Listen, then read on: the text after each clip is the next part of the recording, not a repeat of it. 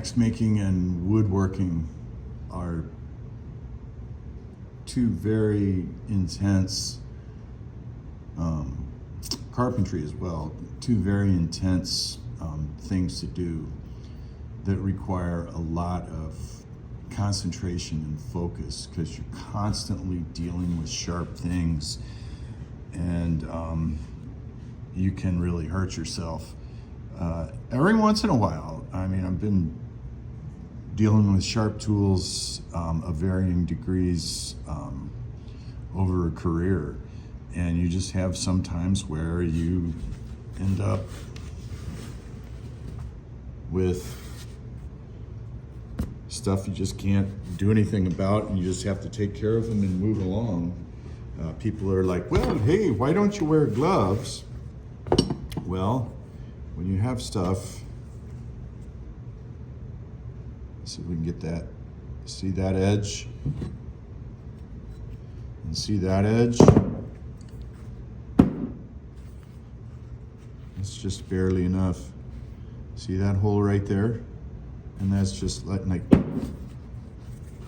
drop. Look at that. Same thing with this. This I got to the top of my finger yesterday, and I mean, I just barely glanced into it.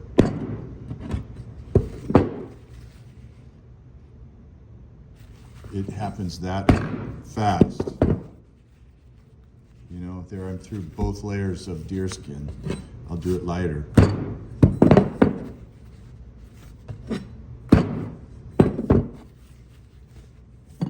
So,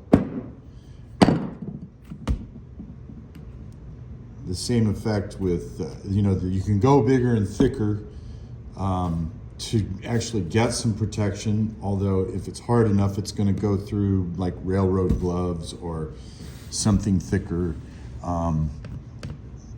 But what it comes down to is you have to feel what you're working on. You know, like let's take this wood joint here. You know, I need to be able to feel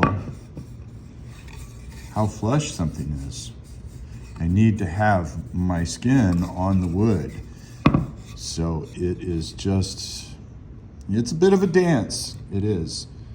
But you just have to be as careful as you can.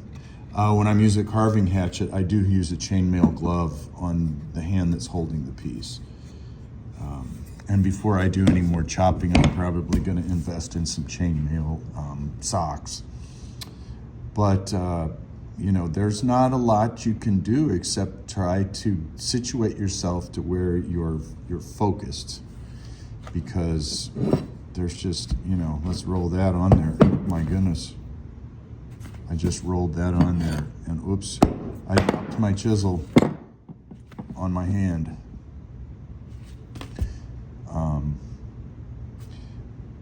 That said, I would rather drop a sharp chisel on something than a dull chisel, because dull tools tend to crush blood vessels and whatnot, and nerves.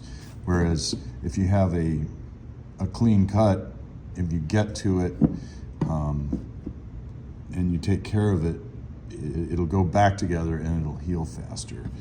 But anyway, yes, be careful out there, my friends that are building axes and are woodworkers and carpenters and leather workers, and really, I mean, welders, everybody. We all have to be super careful in what we do. Talk to you later.